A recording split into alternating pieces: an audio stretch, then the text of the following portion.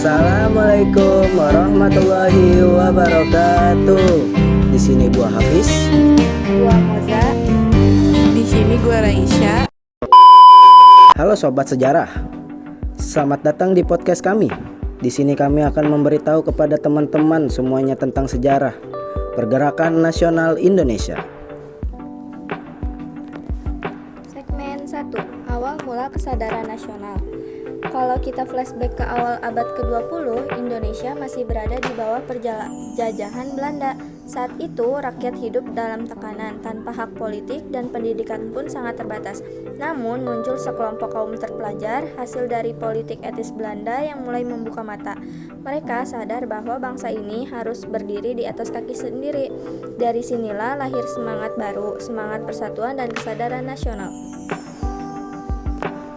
Segmen 2. Lahirnya organisasi pergerakan. Nah, tonggak awal pergerakan nasional dimulai pada 20 Mei 1908. Dengan berdirinya Budi Utomo didirikan oleh para mahasiswa Stovia seperti Dr. Sutomo dan Wahidin Sudirohusodo. Budi Utomo fokus pada kemajuan pendidikan dan kebudayaan. Tanggal berdirinya Budi Utomo bahkan kita peringati sebagai Hari Kebangkitan Nasional. Setelah itu, muncul organisasi lain seperti Sarekat Islam yang dipimpin Haji Samanhudi dan kemudian HOS Djokro Aminoto.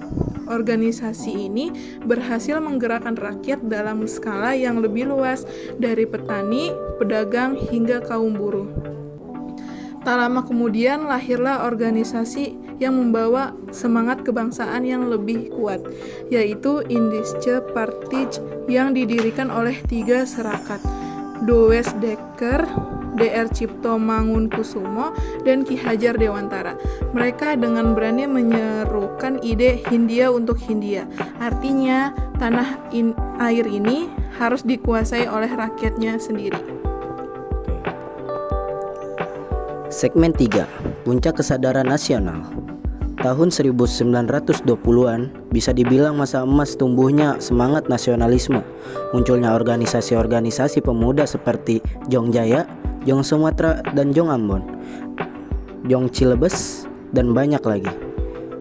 Puncaknya terjadi pada 28 Oktober 1928 ketika para pemuda dari berbagai daerah bersatu dalam Kongres Pemuda II dan mengucapkan ikrar yang sangat terkenal, satu nusa, satu bangsa, dan satu bahasa, Indonesia.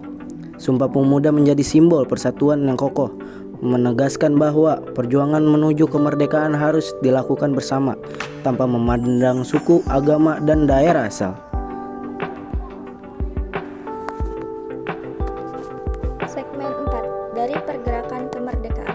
Setelah Sumpah Pemuda, semangat perjuangan semakin menguat. Partai-partai politik seperti Partai Nasional Indonesia yang dipimpin oleh Soekarno mulai muncul dengan tujuan yang jelas, kemerdekaan Indonesia sepenuhnya. Meskipun banyak tokoh yang ditangkap dan diasingkan, semangat itu tidak pernah padam.